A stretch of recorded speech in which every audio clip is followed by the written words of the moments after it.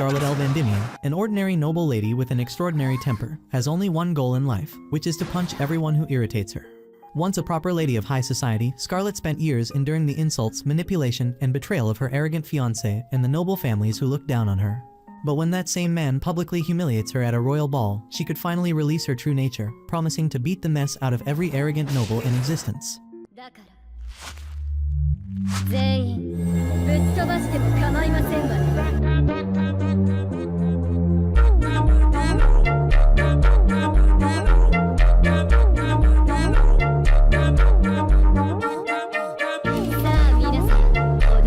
In a fancy royal banquet, everything's going perfectly until the snooby prince of the kingdom suddenly stands up and drops a total surprise. He's calling off his engagement to the Princess Scarlet, the Duke's daughter, and instead he's marrying a filthy peasant, Terraneza Hopkins, a baron's child, which is basically a nobody.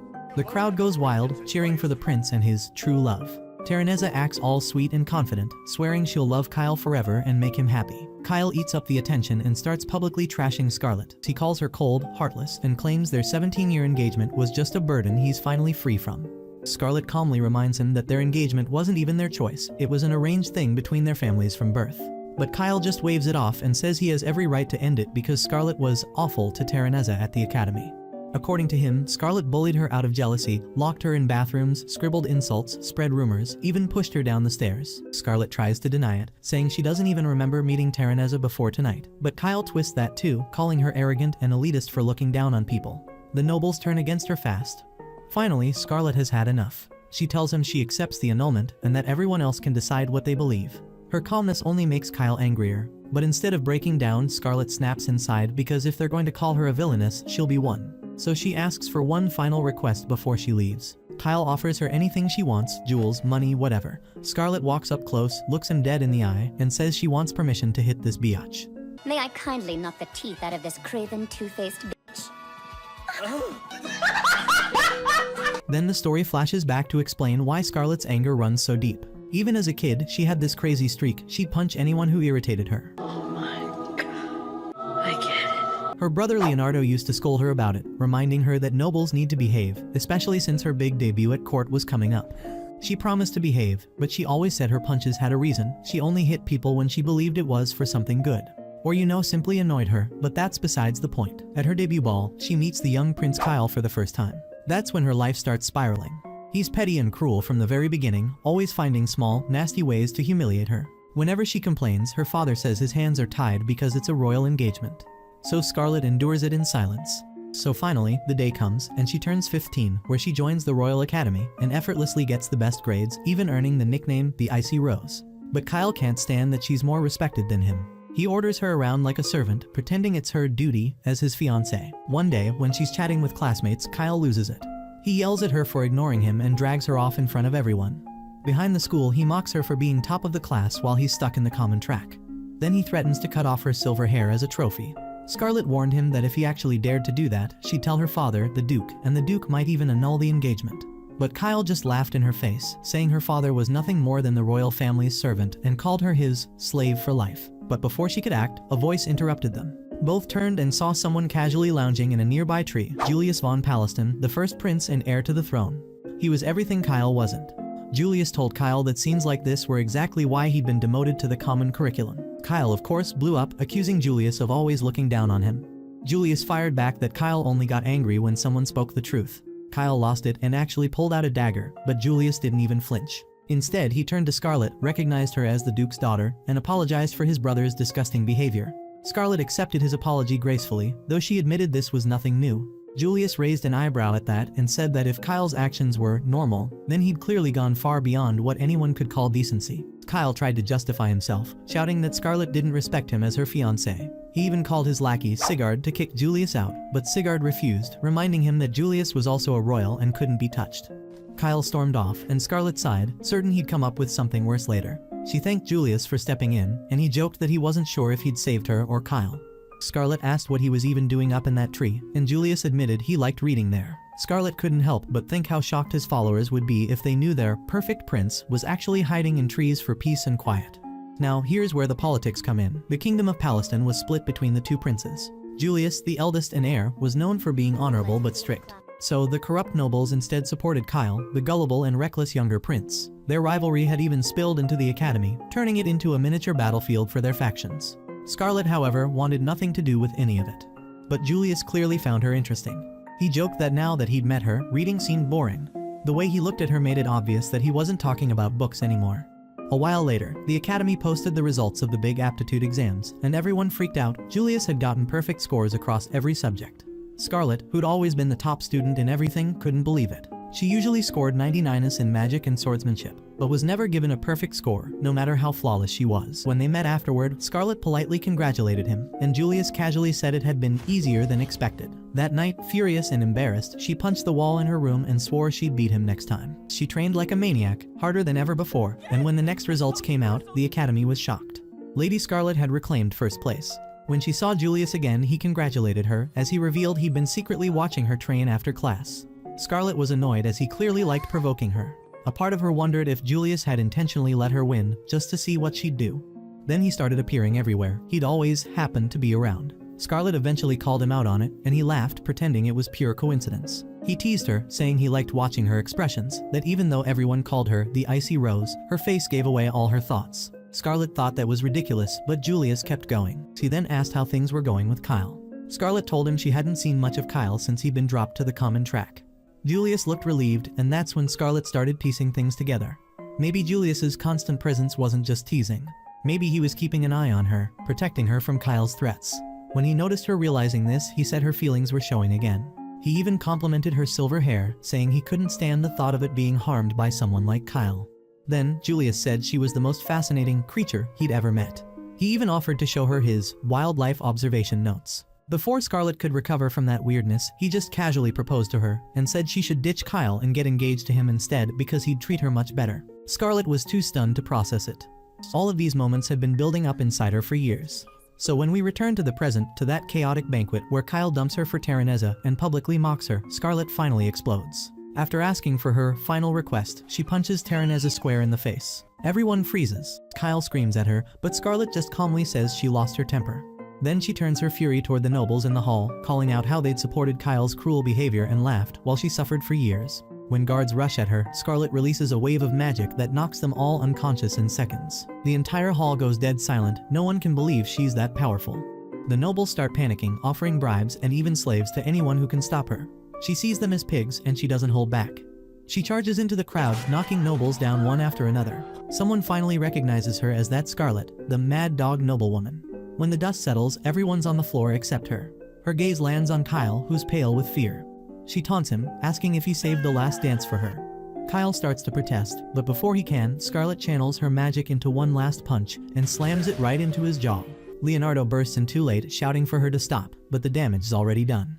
The nobles stare in horror.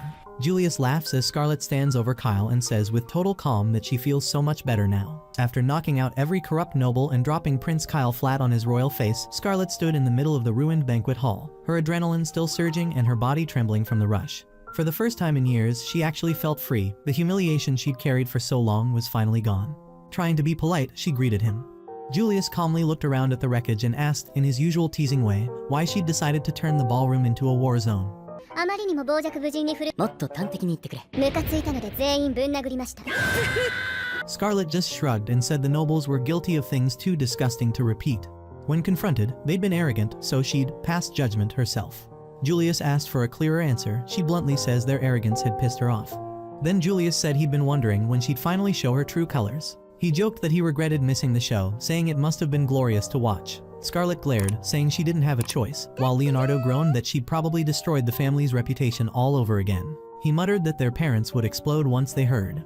Before she could respond, the power and rage that had fueled her drained at once gave out, and she collapsed. Julius quickly assured Leonardo she wouldn't face punishment, but Scarlet barely heard them before passing out. お二方の声が遠くに。スカーレット! Days later, she woke to the sound of a bell, the Church of Krona's chime, and instantly realized she'd overused the power. But before she could move, she saw something even worse, a maid standing over her with a knife. Instinct kicked in. Scarlet punched her square in the face, sending the poor woman flying into the wall. Leonardo burst into the room, shouting in panic, only to freeze at the sight of the maid embedded in plaster. Scarlet calmly greeted him with, He just stared at her, saying she has been unconscious for 3 days, and this is the first thing she does. He sighed, rubbing his face in exhaustion. The doctors had thought she might never wake up, and now she was punching the staff. Scarlet apologized sincerely, admitting she'd been reckless. Leonardo softened a bit and forgave her, but made her promise not to hit anyone again. She flat out refused. He groaned and told her to at least pretend to consider it. Right on cue, Julius strolled in, saying that the sleeping beauty finally awakened. Over breakfast, he shared the latest news. Her engagement to Kyle had been officially terminated with her father's full approval. Scarlet accepted the news calmly. Julius continued, saying Kyle had been disinherited for his actions, and that the crown was finally cracking down on the corruption in his faction, especially since rumors of slave trading had surfaced. Scarlet asked if she'd face any punishment for wrecking a royal hall and decking half the nobility. Julius smiled and said no, in fact, the royal family now saw her as indispensable. Marriage would have to wait, but there was a silver lining. She'd become a legend overnight. Word had already spread through the city about her, who knocked out a hall full of corrupt nobles with her bare fists. People were calling her the Bloodstained Lady. Leonardo was horrified that just when people had finally started to forget her old nickname, the Mad Dog Noblewoman, now she had an even scarier one. Julius laughed, saying the name suited her perfectly. Then the conversation turned serious again. Julius explained that because so many of the nobles she'd flattened were high-ranking officials, there'd be a lot of cleanup ahead. The crown was now targeting the man behind all the corruption, Prime Minister Godwin Ben Carmine. To handle that, the royal family had created a special organization called the Crown Investigatory Office, with Leonardo as its leader. Scarlet blinked, realizing that was probably why her brother had looked so stressed lately. Julius immediately protested, saying Leonardo's exhaustion was mostly her fault. Leonardo just sighed and said it was probably both of them equally. Then Julius said there was someone Scarlet needed to meet, the agent who had infiltrated the Second Prince's faction and exposed the Prime Minister's crimes. He rang a bell, and in walked none other than Sigurd, Kyle's old right-hand man. Scarlet remembered him well. Sigurd bowed respectfully and apologized sincerely for how he'd treated her in the past, admitting that his actions had been part of his undercover work. Scarlet said she wasn't really bothered by it, though she had genuinely believed his loyalty to Kyle was real. She even complimented his performance, saying she hadn't realized the royal knights could act so convincingly. Still, Sigurd apologized again, clearly feeling guilty. Julius told Scarlet that if she still held a grudge, she was welcome to settle things however she liked. Leonardo nearly choked, but Scarlet asked if she could clobber him. Sigurd bowed his head in acceptance, saying he'd take it like a man. Scarlet praised him and swung, but stopped just short of hitting him full force, letting her fist graze his cheek instead. She smiled and said it was all behind them now. And just like that, the Bloodstained Lady was at peace. After the banquet chaos, Scarlet's life didn't exactly slow down. There's a weird, awkward moment where she and Sigurd reconnect. He's the knight who'd actually stepped in for her back at the academy a bunch of times, fighting off boys who picked on her and insisting only Prince Kyle could lay hands on her. Sigurd admits he'd been playing a role all along, undercover stuff, and apologizes. After tea, she slips away, thinking about how her academy friends must be freaking out over the ball news and feeling quietly happy she can finally spend time with them without Kyle's nonsense hanging over her. It turns out, the maid who tried to kill her was clearly sent by the Prime Minister, Godwin Ben Carmine. Scarlet goes to check on the maid's holding room and finds only a torn dress. Before she can process that, a wild beast jumps. She punches, and then demands the creature transform because it's actually Beastkin Nanika in disguise. Nanika turns back into a boy, and he's basically ready to stab her. Scarlet notices a slave crest on his body and figures out the truth. He's been forced to obey orders. Scarlet bargains, free him and tell her everything. Nanika agrees if she can actually free him. She then uses her time magic to reverse his body back to its pre-enslaved state, making the slave crest disappear. She warns him the power is dangerous and draining, which explains why she collapsed earlier after using it too hard at the ball. Nanika is stunned, and he vows to keep her secret. Grateful and relieved, he confesses he was hired by Godwin. He reveals Godwin ordered an assassination, and that his client Hina wanted Scarlet killed. Nanika also spills that Godwin runs a whole network, secret agents in noble houses, bribery, slave trading, the whole corrupt cabal. Scarlet snaps and goes after Godwin herself now. Nanika warns that Godwin is guarded and that it's dangerous, but Scarlet wants action, not patience. Nanika, who's been living as a slave and has a score to settle, surprises her by begging to join the mission. 3 days later, they're in the slums. Scarlet holds up a dull lump of mithril she just bought. Julius turns up too. He says he insisted on coming because he wants to see the kingdom's underside before he's stuck in palace lessons forever. He admits too he finds all of this weirdly entertaining, and that he can't resist being around while Scarlet does her thing. Scarlet suspects there are deeper motives, but for now she's just glad he's there. The street gang taunts them, mocking Scarlet for being escorted by a kid Nanika and a wiry companion Julius. Scarlet crushes the mithril in her hand and it shatters. She blinds the gang leaders with shards and knocks them out cleanly.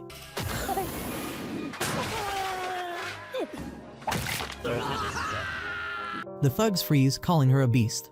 Julius laughs, enjoying the spectacle, while Scarlet scolds the thieves and makes a point of moralizing. If they prey on the weak, they should be ready to be punished. One thug squeals that Junk, the middleman, knows where the slave auction info is. Scarlet listens but still knocks the snitch down for good measure. Julius goes in to fetch Junk. Later he emerges having extracted the middleman's name and location and insists he didn't break the guy's arms, only scared him into talking by threatening to expose his client lists. Nanika offers up several plans for infiltrating the slave auction. Scarlet, Julius, and Nanika now have a lead and a plan and a score to settle with Godwin. So now the team is assembled. Scarlet, hungry for direct action. Nanika, newly freed and loyal. Julius, oddly invested and amused. And Sigurd, whose past loyalty was shadowed by secrets, but who stood down to atone. They've got a middleman lead, a plan to infiltrate the auction, and a whole corrupt ministry to unmask. At Lord Zatharine's fancy mansion. He's being all charmy with fake politeness, but everyone knows he's corrupt. He greets Scarlet, surprised that someone like her is looking to buy a rare slave. He teases her, saying she must be sneaking around behind her parents' backs, and that it's not a proper thing for a noble lady to do. Scarlet stays calm and says she has no choice. When she asks about the middleman named Junk, Zatharine says he barely knows him. Junk just brings him any rare slaves from the slums. Zatharine then starts bragging about the kinds of slaves he trades, elves, dwarves, demons, and his eyes light up when he looks at Nanika. He calls Nanika a rare and valuable specimen, clearly seeing him as property. Scarlet keeps her cool and asks how he knew Nanika was beastkin. Zatharine laughs and says it's obvious, adding that anyone bold enough to come to him probably brought something valuable along. Scarlet fights to stay composed. Nanika glances at her, silently asking her to stay calm. Zatharine finally asks what kind of slave she's looking for. Scarlet says she heard about a secret slave auction happening soon and wants to go. Zatharine chuckles, saying only verified nobles can attend, and that it takes months to get approved, unless she already has a record of slave purchases. Scarlet immediately says she'll pay any price. Zatharine waves that off, saying money doesn't interest him. Then he stares at Nanika again and says he'll personally take her to the auction if she gives Nanika to him. The room goes quiet for a moment before Scarlet agrees. After they leave, she walks through the capital streets, disgusted but satisfied because the plan worked perfectly. Nanika admits he didn't think it would go so smoothly and jokes that not everything can be solved with force. When they talk about the upcoming auction, Scarlet warns him that she can remove his slave mark later, but can't protect him during the event. Nanika says he'll be fine, Zatharine won't damage something he plans to sell, and adds that he wants to atone for trying to kill her before. He yawns mid-sentence, turns into his beast form, and falls asleep. Scarlet sighs, picks him up, and carries him back to the inn. Inside, Prince Julius is waiting. He asks how things went, and Scarlet says everything's under control. Julius is surprised she didn't need to use force and praises her, but she brushes it off. When she goes out for air, Julius follows, saying it's just a coincidence. They walk through the busy market. A vendor offers her a free apple with a pie, and Julius ends up buying 2 pies just to tease her.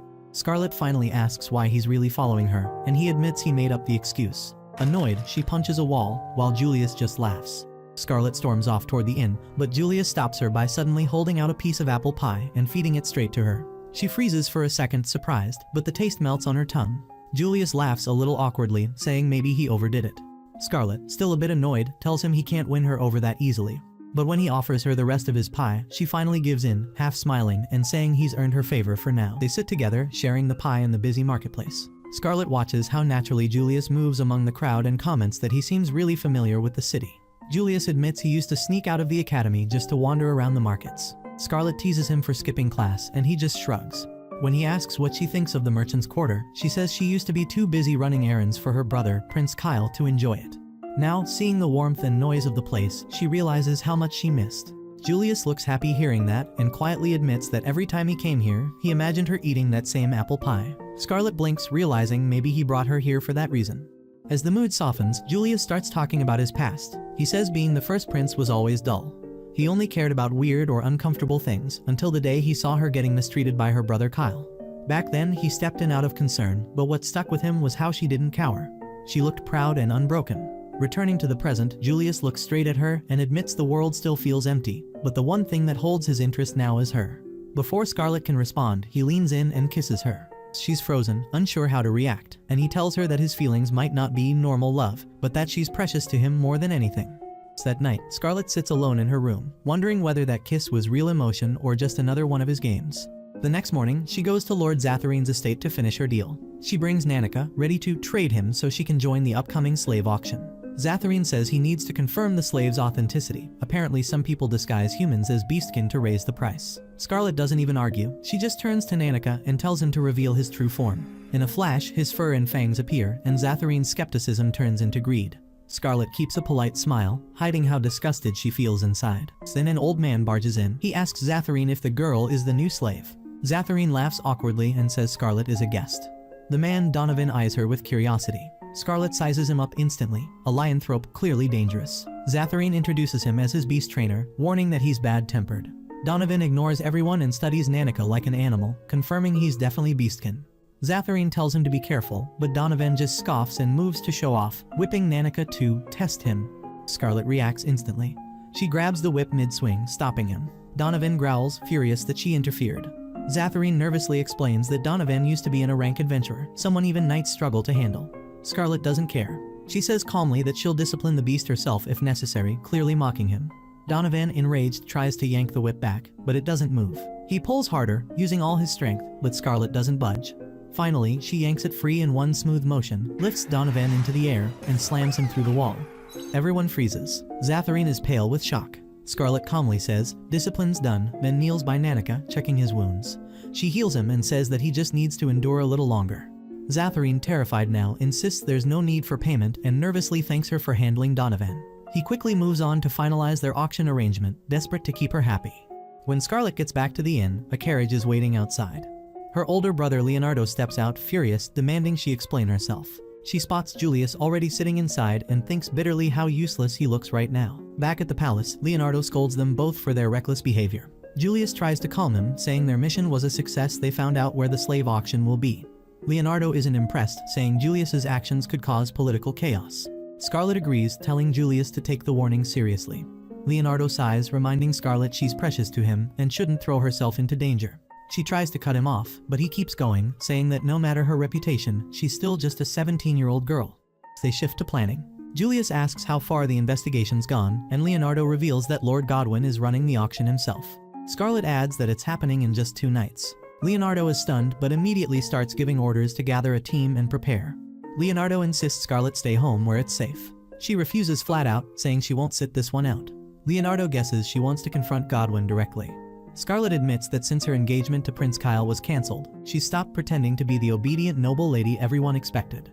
She's fought through noble circles, earning her nickname, Mad Dog. Scarlet keeps going, talking about everything she's seen. Slaves beaten into obedience, starving kids, nobles abusing their power. She admits she's often wondered why the world lets bad people thrive while the good ones suffer.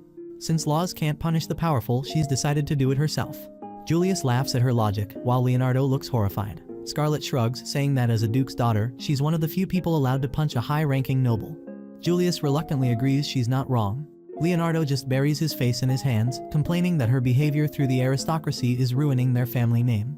Then, Leonardo explains that Godwin's not just running the auction, he's probably working with the Vanish Empire, a powerful neighboring nation ruled by dragon riders. They've had tense peace for years, but recent intel suggests Godwin's been meeting with the Vanish Aerial Corps, the Redsky Dragoons. Meanwhile, in Godwin's mansion, the Prime Minister is angry.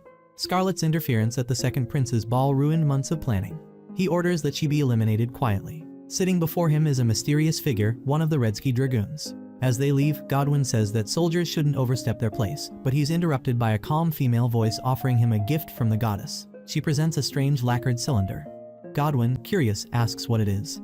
The woman explains it's a gun, a weapon that can kill even the strongest guys. Godwin's face drains of color as he realizes its power. Then the woman steps into the light, revealing herself as Taranetta Hopkins. Scarlet arrives right on time at the warehouse where the shady slave auction is about to begin. The fancy carriage stops and Lord Zatharine opens the door for her. She thanks him politely for the invitation, though her real reason for being there is far darker. Zatharine hands her a mask, saying everyone must stay anonymous tonight. Scarlet takes it with a fake smile, joking that she hopes they both make good purchases. In her head though, she's thinking this will be the last time anything like this ever happens. As they head toward the massive doors, Scarlet remembers Prince Julius's briefing. He told Leonardo that rumors of Redsky dragons getting involved made this mission too risky to ignore. Only 10 CIO agents could sneak into the auction, but they'd all have to give up their weapons. Even with magic, the odds weren't great. They needed Godwin alive, and that wouldn't be easy. Julius had made it clear though, Scarlet was their best chance. Weapon or not, she could handle it. If she took down everyone running the auction, including Godwin, she'd earn the title people were already whispering complain about, the kingdom's iron-fisted savior. Outside, palace knights wait for orders. Leonardo gives the go-ahead, saying they'll move the second Julius signals, but he can't shake his anxiety. Letting his sister go undercover here feels like a mistake. He hopes she'll stay calm and not do anything reckless. Inside, Scarlet blends into the corner. The energy spikes when someone mentions the main event, a rare beast kin. Then the lights cut out. In the dark, someone brushes past her and mutters an apology, their voice oddly familiar. The host thanks everyone for coming, and the bidding begins, arrogant nobles flaunting fortunes. The first lot is a one-winged Avon, and the crowd goes wild. Scarlet barely pays attention, she's scanning for Godwin. Julius appears behind her, asking if she's found him yet. She hasn't, but she's close. He warns the knights are ready to strike, but she asks for more time to handle Godwin herself. Julius agrees on one condition. She must swear loyalty, not to the crown, but to him. She hesitates, then gives her word, quietly calling him a black-hearted prince. When she spots Godwin above the hall, Julius wants to make this show memorable. It's a public pummeling hosted by Scarlet El Vandimion. She jokes that anyone's free to watch from the audience, but warns she might go off script and take a swing at a certain golden-haired lord too. She declares she's coming for the man her fists have longed for. Meanwhile, deep in a dark chamber, slaves are kept locked up. A young elf trembles as her mother is dragged away to be sold. Nanika, another slave, watches quietly and tells her not to fight, it'll only make things worse. One of the captives prays to Saint Diana for mercy, but another spits that the saints abandoned them. Elsewhere, Scarlet is already on the move. With a simple wave of her hand, she knocks out a guard using magic. Julius, her partner, notes how she only targets harmless soldiers, complimenting her precision. Scarlet brushes it off, teasing that his praise means nothing coming from the guy who once outscored her in their magic exams. He laughs, saying she's still salty about that. Their chat ends when a group of guards blocks their path, demanding to know who they are. Scarlet cracks her knuckles, calling them appetizers before the main course. She says it's time to turn this boring night into a proper party. Upstairs, the auction host announces the Dance of the Roses as intermission entertainment. Down below, Scarlet fights to the rhythm of the music. With one huge kick, she sends a guard flying through a door, smashing it open, and behind it is Minister Godwin himself. Startled, Godwin demands to know what's happening. Scarlet steps in and removes her mask. His face twists when he recognizes her. His son, Heine, explodes in anger, shouting how dare she show her face here. Scarlet greets him coolly, noting his recovery and exuding a confidence that clearly rattles him. Heine charges up a lightning spell, but before he can unleash it, Prince Julius casually nullifies it with a wave of his hand. Heine stares in shock, realizing his spell's been cancelled, and then his father sees it, the royal seal ring, the one that cancels all magic in the kingdom. Godwin stammers, asking if this man is truly Prince Julius. Godwin desperately orders his men to bring out Donovan. A beast-like man bursts in. Scarlet recognizes him from before. Godwin screams for Donovan to kill them both, but suddenly Sigurd arrives, blocking the blow and slicing off the beast's hand in one motion. Julius greets him casually, scolding him for being late. Scarlet recognizes Sigurd too, turns out he's the guy she accidentally bumped into earlier. When Godwin's soldiers move in, Sigurd tries to take point, but Scarlet yanks him back, saying the corrupt nobles are hers. She tells him to handle the beast, she'll deal with the rest. He agrees instantly. Down in the auction hall, chaos explodes. Scarlet goes wild, grabbing one noble by the leg and spinning him like a hammer throw. The others scream as she flings him through the floor, crashing into the stage below. The crowd below freezes, watching nobles rain down as Scarlet beats every last one into submission. It's complete destruction, but no deaths.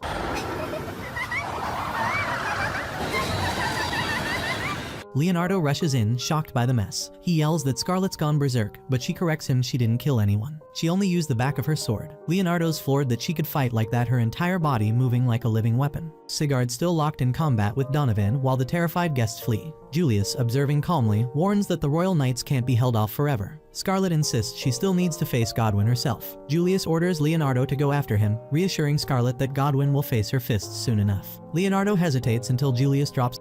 He and Scarlet are bound by vow. Scarlet confirms it, saying she pledged her life to the prince. Leonardo's mind practically short-circuits. His sister, the one who only found joy in fighting, is not only alive and unstoppable, but also married to a prince. Scarlet's confused by his reaction, but touched nonetheless. Julius, watching them, says that both siblings are way too naive. Then he gives the signal. Knights storm the mansion as Scarlet and Leonardo move out. Using his magic eyes, Leonardo spots Godwin and Heine racing up to the roof, and above them, a dragon's waiting. Julius realizes the danger. Godwin's working with the Redski dragons, and if he escapes to vanquished territory, they'll lose him for good. Scarlet removes her shoes, saying she's giving this her all. Trusting Nanika and the others to Leonardo, she activates her divine blessing acceleration. The world slows to a crawl as she rockets upward, shattering windows and racing toward the roof at impossible speed. Up top, Godwin and Heine scramble toward the waiting dragon. Heine shouts for the rider to kneel before them, calling him a mere soldier. But the knight, clad in crimson armor, sneers and orders his dragon to attack. Before the tail can land, Scarlet appears out of nowhere, catching it with one hand. She's standing on top of Haine's unconscious body, smiling at Godwin like she's been waiting for this moment. The Red Knight recognizes her, and instead of anger, he instantly proposes marriage. Scarlet punches him straight off the roof. 結婚してくれ。お断りいたします。 He gets up, dazed but love-struck. She tells him to shut up and hits him again, but he just keeps falling harder both literally and romantically. I won't give up, nah, nah, nah, let me love you. Finally, Scarlet snaps and reminds him he's supposed to be killing Godwin. Godwin freezes as Scarlet reveals who the knight really is, Prince Ulflame, rare Vanquish of the Vanquish Empire. The prince admits it outright that he's here to eliminate the traitor before him. Godwin yells that he gave them valuable intel and was promised a seat in their new government. Prince Ulflame's smile fades as he mocks Godwin's foolishness, saying a man who betrays one kingdom can never be trusted by another. With icy disdain, he declares Godwin will die a traitor's death and hurls a shining spear at him. Before it lands, Scarlet smashes it apart with a single punch, claiming Godwin as her prey. Amused, the prince blocks her next attack, pulling her close and teasing her boldness. Scarlet retorts that it's ungentlemanly to grab a lady so rudely. Intrigued, the prince flirts openly, boasting that his divine blessing, metallization, makes his body harder than steel, immune to any physical strike. Scarlet grins, saying she already knows how to beat him. She wraps an arm around his neck and unleashes a brutal combo, ending with a knee to his face that leaves him reeling. Though he insists he's unharmed, his weakening stance says otherwise. Scarlet then lifts him easily, activates her acceleration magic, and hurls him skyward, ordering him to return home. Turning back to Godwin, she listens as he begs for mercy, blaming his son and confessing to scheming against her engagement to Prince Kyle. Cornered, he reveals a final secret. Terranetta, Scarlet's rival, is a reincarnated soul blessed by a goddess. As Scarlet confronts Minister Godwin, Zatharine rushes through the corridors toward the underground cells, cursing his own misfortune yet determined to recover his losses by using the beast kin. Before he can reach Nanaka, however, royal knights intercept him, forcing him to the ground and placing him under arrest. Above, on the palace rooftop, Scarlet faces Godwin directly, demanding that he admit the truth that Terranetta is the mastermind behind the kingdom's recent atrocities. Godwin pretends to not know about it, but Scarlet sees through the act. She declares her intent to punish him. Panicked, Godwin grasps for leverage, promising to grant her any wish within his authority. Scarlet asks for a shifty-eyed, pointy-nosed, well-padded punching bag. Godwin laughs at first, until he realizes that her description fits him perfectly. Scarlet tilts her head in mock acknowledgement and releases her spell over Clock. Her first strike lands with righteous fury for the people of the kingdom whose lives he destroyed. The second blow falls for the countless slaves whose bodies and wills he shattered. The third slams into him for Nanaka, whose suffering he treats as a passing amusement. And the fourth is for just because he's a biatch. When time resumes its normal pace, the storm of her punches hits all at once.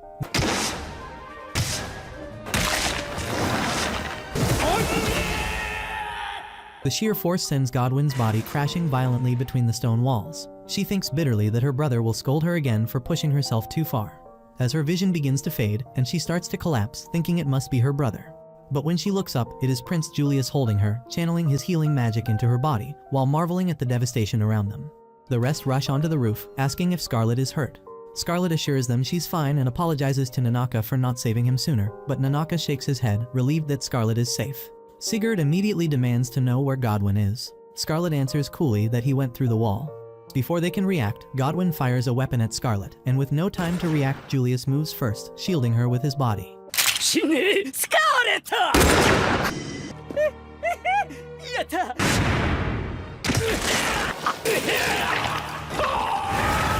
Godwin laughs, proclaiming that he's finally succeeded in killing the prince.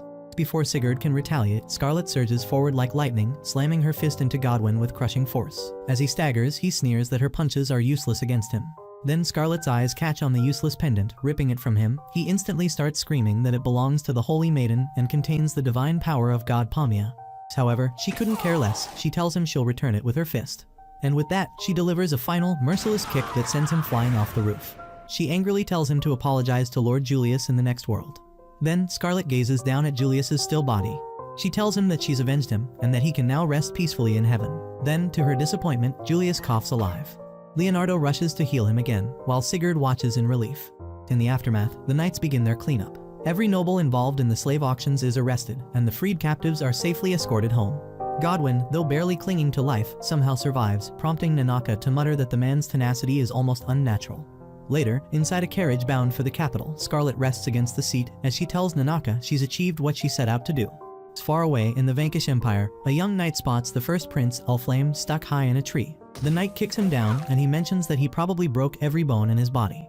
Ulflame explains that he was blown there from another kingdom, and that surviving the impact drained the last of his divine blessings. Later, as the two soar back, the knight asks whether the toy the prince went after was worth it. Ulflame replies softly, "I look forward to seeing it again someday." Back in the Palestan kingdom, word of Minister Godwin's downfall spreads, claiming Scarlet kicked the minister straight off the rooftop, calling her the Bloodstained Lady, while others hail her as the iron-fisted savior of the realm. Her classmates Rosalia and Envy sit together, reading the newspaper headline that recounts her latest feat, both astonished, both smiling in disbelief at the legend their friend has become. Envy remarks that Lady Scarlet has once again outdone herself. Another student points out that reporters are swarming everywhere, eager to uncover details about Scarlet's personal life. Meanwhile, Scarlet is busy training the dragon she recently tamed. The butler, Cervantes, approaches and addresses her formally, reporting that the item she asked him to develop is now being stocked by local traders. Confident in her idea, Scarlet assures him it will sell, noting that Prince Julius seemed quite fond of it himself. Cervantes agrees, then adds that Nanaka has been watching her for quite some time. Hearing this, Scarlet turns toward Nanaka and calls his name. Watching this, the maid sighs in irritation and scolds him, reminding Nanaka that guests are expected soon. Elsewhere, Terraneza flicks her magic, clouding the guards' minds, thinking about a tale of love and triumph, of winning a noble prince's heart and rising as a beloved princess admired by all. Soon as Godwin sees her, he offers to serve the goddess Palmia in exchange for his release. Terraneza regards him calmly, acknowledging his role in suppressing and establishing Palmianism as the state religion. He eagerly confirms his deeds, but without hesitation, she casts a spell that leaves him dazed and confused, placing a vial of poison beside him and silently declares their parting to be permanent. As he drinks, she sets her sights on her true target, the so-called glorious heroine, the hated villainous Scarlet. Later, Sigurd reports that Godwin has died, apparently by poison, something Julius finds hard to believe. Leonardo agrees, noting the situation seems suspicious and that Terraneza, the woman mentioned in his sister's report, remains missing. Nanaka then enters, delivering the item Leonardo requested, and he thanks him before continuing the discussion. Julius reflects on Terraneza's influence over Godwin and the troubling spread of Palmianism, aware that the religion is beginning to attract dangerous and ambitious figures within the kingdom. While Nanaka listens curiously, Julius explains that Palmianism is one of Piston's major religions. Leonardo adds that the kingdom has two dominant faiths. Palmianism, recently declared the state religion, worships Palmia, the goddess of beauty and love. But it lacks true reverence and depth. Nanaka remarks that it's easy to see why corrupt nobles would be drawn to it. Sigurd adds that the other major religion, Dianism, has existed since the kingdom's founding and venerates Saint Diana, a girl famed for her power of exorcism. Leonardo notes that though Dianism isn't the state religion, most people see it as more deserving of that honor. Julius acknowledges that not everyone welcomes Dianism, and Sigurd reminds Leonardo that the upcoming Dianism ceremony is approaching. Julius tells him he's counting on him, warning that this year's Holy Land pilgrimage will be anything but simple. Julius then asks how Scarlet is faring, knowing the coming events may weigh heavily on her. Leonardo assures him she's doing well, mentioning that just yesterday she insisted on hunting food for her dragon herself. Julius laughs and muses that with Scarlet by his side, life will never be dull, perhaps even considering marriage. Leonardo quickly reminds him that he's already bound to her, revealing that they've secretly sworn their lives to one another. Several days later, Scarlet rides her dragon through the skies. As she decides to end their flight and return home, she notes that their visitors should be arriving soon. Meanwhile, her friends have already reached the estate, where the butler greets them courteously. Rosalia suddenly spots a dragon, and before the butler can react, both she and Envy instinctively cast a defensive spell, attacking out of fear.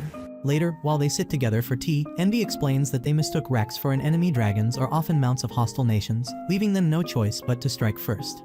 Rosalia adds that taking the initiative is always crucial. Scarlet smiles softly, relieved to see her friends haven't changed.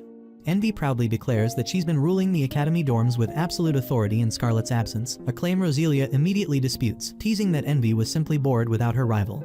Irritated, Envy threatens to seal her mouth with ice magic, but Scarlet only laughs as Envy insists she was merely preparing for Scarlet's return, wanting her to recover quickly and tidying up their shared dorm.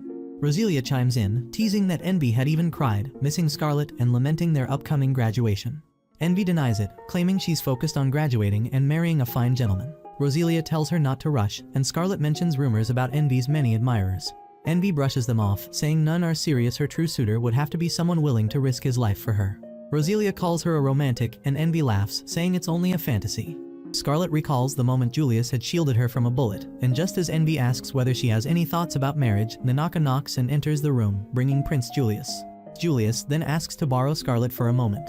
When she hesitates, annoyed, he takes her hand and explains that he wishes to speak privately. As they walk through the garden, Julius tells her that Godwin has died in custody. Scarlet calmly acknowledges it. He continues, saying he investigated Terraneza based on Scarlet's report, but no one seems to know her whereabouts. Changing the topic, Julius notes that her hair still hasn't returned to normal. Scarlet explains she plans to visit the hot springs soon. Their waters are known to heal the physical and mental toll of divine blessings. Julius approves, saying she's too important to the kingdom to risk her health over something minor. Scarlet firmly replies that the same goes for him, reminding him how dangerous it was when he risked his life to protect her. She thanks him for valuing her, but warns that the blessing of the god of time Cronoa would mean nothing if harm befell the kingdom's future king. Brushing aside the heavy tone, Julius suddenly asks if he might pick some roses nearby. He reminisces about a day they once spent shopping together in Grandild's bustling markets and recalls how his parents used to disguise themselves as commoners to spend time away from royal duties, explaining that their seriousness was only a mask. His father had once showered his mother with endless gifts and proposals, but what finally won her heart wasn't gold or jewels, it was a crown he had crafted himself. As he speaks, Julius steps closer and confesses that since she entered his life, his once dull, colorless world has come alive again. He whispers that she has stolen his heart and asks her to stay by his side forever, calling her his most beloved toy. Scarlet's irritation flares, demanding to know whether the love he spoke of when crafting the rose crown was genuine. He says that it was love for his wonderfully amusing toy. He also mentions that he'd grown so used to seeing her punch through walls and defeat ministers that he sometimes forgets she's human. But Scarlet makes one thing clear, she's about to punch the living daylights out this prince standing before her. The next day, Scarlet reads a letter from Saint Diana, saying that she can't wait to see her. Scarlet quietly vows to protect her no matter what. Determined, she prepares to leave for the hot springs town. However, before departing, Scarlet meets Leo and asks permission to travel. Leo refuses, saying the trip is most likely just a reason to knock someone out. Scarlet asks if he has so little faith in her. Irritated, Leo replies that he once trusted her to settle down and have a peaceful marriage, but found out the engagement to the prince was a lie. Their aide Nick enters, showing a map and noting that the hot spring lies near Saint's region. Leo frowns, suspecting Scarlet has other motives. She insists she's not seeking trouble, only trying to go for a bath, and pleads for his approval. After a pause, Leo reluctantly agrees on one condition, but before he can explain, Scarlet thanks him and runs off to prepare. However, as she is about to leave, Julius is already waiting at the meeting point. Annoyed, she asks what he's doing here, and Julius explains that he believes something shady is going on in the kingdom of Pomionism, so he decided to accompany her for his own amusement. During the ride, Julius teases Scarlet's cheek, creating an awkwardly intimate moment before he suddenly turns her face toward the window. He begins talking about their destination. Pomionism, he says, once belonged to the Goldwyn family, former allies. The people there worship the gods of Pomionism and distrust outsiders. Entering won't be easy, but he's confident Scarlet will manage. He adds that the current ruler, King Pope Sargon, is known for his foolishness, which obviously, Scarlet likes the sound of punching him. As they reach Pomionism's gate, the guard stops them, saying entry is forbidden without royal permission. Julius demands an explanation, but the guard insists these are direct orders from above. Just then, an inquisitor named Jarmov appears, mocking them for trying to step into sacred ground. He arrogantly declares that only the faithful may enter and orders them to leave. Scarlet studies his face and thinks it would make such a perfect punching bag. Jarmov keeps insulting them until Julius, losing patience, reminds him he's a prince. Refusing him entry could provoke diplomatic conflict. Jarmov laughs and says his king trusts his decisions completely. However, Scarlet steps forward, and Jarmov warns her that no spell can break the gate's barrier, but Scarlet smirks, activates her power, and simply pushes it open with a single blow. Everyone freezes. Even Jarmov stares in disbelief.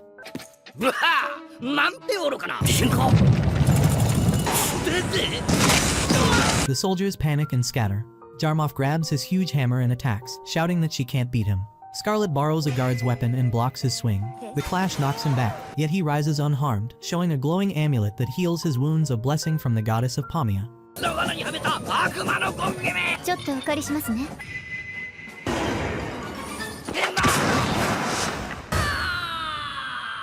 Without a word, Scarlet strides forward and punches him square in the face, sending him flying into the rubble. The fight ends instantly. The terrified guards rush to obey when Scarlet orders the path open. Moments later, more soldiers arrive, apologizing for the chaos and relieved to see Scarlet and Julius unharmed. Then a man in shining armor appears. Calm and confident, he asks why such a crowd has gathered. Spotting Julius, he smirks, assuming the commotion is due to a royal guest. Introducing himself as Dios, a holy knight of Pomionism. When Dios notices Scarlet, he stops mid-sentence, awestruck. Smiling, he calls her beautiful and immediately starts flirting. Dios steps closer, takes Scarlet's hand, and declares that he's fallen for her at first sight. He insists she's unlike anyone he's met and begs her to become his. Scarlet politely withdraws her hand, saying she's from a noble family and their standards differ. Dios proudly replies that his father is a noble too, so they're perfectly matched, and even proposes marriage on the spot. Julius cuts between them, sharply telling him to stop. Other knights intervene, dragging Dios away. Their commander apologizes, explaining that Dios is new, talented but lacking manners. Scarlet hides a smirk, thinking how Dios instantly sensed she was about to hit him when she folded her hand. Meanwhile, Julius still hasn't released her hand. She looks down and calmly asks him to let go. Embarrassed, he does, while she pretends not to notice his unease. Later, Scarlet and Julius attend a formal meeting. They sit quietly, waiting for the saint to arrive. As she does, the saint jumps straight into her sister's scarlet arms, happy that they get to meet once Agson. Julius begins recounting Palestine's history. Long ago, monsters overwhelmed the land until a girl used divine power to create a barrier that sealed them away. When she died, the barrier weakened, and another girl appeared to renew it. This cycle has repeated through generations. Now it's the current saint's turn, but though chosen, she lost her sacred power at a young age, but continued being a saint for the people. However, Scarlet says that even without people, long as the saint is present, the people still has hope. Later at night, Saint Diana confesses she feels useless and Scarlet listens quietly, offering comfort. Then Saint changes the topic, asking what Scarlet thinks of Julius. Saint admits she finds Julius annoying yet amusing. Before Scarlet gets up to leave, the saint tells her that when she was born a saint, she was named Diana, however, so were everyone else that was raised to be a saint, but when alone with her father, she gave her own personal name, Sanya. Just before Scarlet leaves, she uses her real name and, making her happy, and leaves. As Scarlet walks through the hall, she recalls the sadness in Saint's eyes, the loneliness of a girl burdened with divine duty but no divine gift.